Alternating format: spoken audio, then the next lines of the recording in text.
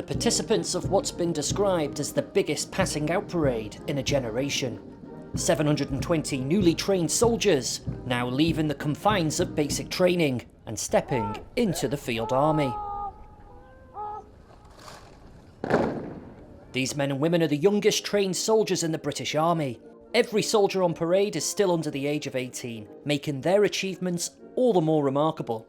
So notable, in fact, the head of the British Army, General Sir Roly Walker, has travelled north to attend the Chief of the General Staff, the inspecting officer, on parade. And be the best is not just a recruiting slogan for our army. It's a creed.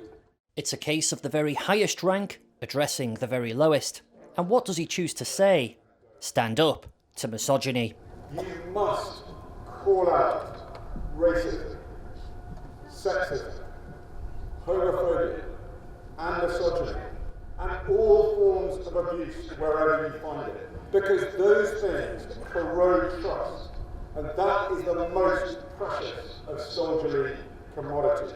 How are you? Have you got family behind us as well? It's a clear signal, not only to those on parade, but also to a wider society. Gen Z, a group the army has struggled to recruit, and even the emerging Generation Alpha, those who are still too young to apply.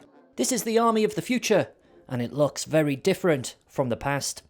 Well, this is arguably one of the proudest moments of their lives, but for some of the soldiers on parade, it hasn't all been plain sailing. So what's been the most difficult thing for you over the course of the last year? Probably like mental resilience training, so exercise. Some bits of exercise can quite push you. I'd say probably, at first I'd say the PT, but as over the course I got like extremely fitter. But like now I wouldn't say there's anything like we'd have to overcome. Obviously there is challenges like PT and like just making like stress is a big thing. Like obviously you're constantly at your feet and like just doing things around the lines. At the start of the course, I would say I got really homesick, you know, because I'm used to being like I'm from a city, you know, so I'm used to being around family, friends, loved ones, and you know the first 6 weeks upon being here, I was quite, you know, upset and I was struggling with the mental aspect of being here, being away from family. But as I've, you know, progressed through the course, it's gotten better and I've just gotten used to it. So what's been the thing you've enjoyed the most? Enjoy the most, I said skiing. Like the biggest opportunity I've done here is skiing. Like it's just the best thing you could ever do, I think, in the army. Like when you get to battalion, I definitely want to do it as battalion. Skiing. I went skiing, I think April time. I went to France. Oh, it was a lovely experience. Yeah. There's a lot, to be fair. The adventure training. We've done a week of hill walking and some other fun activities as well. I would say the exercises too, I really enjoyed them. Obviously going into the infantry, that's what I'm like sort of primarily focused on. The parade often draws support from all walks of society. On this occasion, former England manager Sir Gareth Southgate joins the CGS in inspecting the troops. But what parallels, if any, are there between these young soldiers and footballers like Trent Alexander-Arnold and Harry Kane? No, completely. I think young people probably don't realise what's possible in their life, and the disciplines, the physical training that helps you to be mentally strong as well. There are so many alignments, and really our guys are from the same background as everybody that's here. I know you're interested in the lives of young people and what they can do with themselves. These 16 and 17-year-olds are a hell of an advert for doing something positive with your life. What do you think? Yeah, definitely. Well, I think what they've been through, they'll have learned so much about their own resilience, what they're capable of in life, and they'll have those traits and those experiences with them for the rest of their lives. It takes a lot to transform an individual into someone who will fix a bayonet to the end of a rifle and charge into an enemy trench. Contact burn!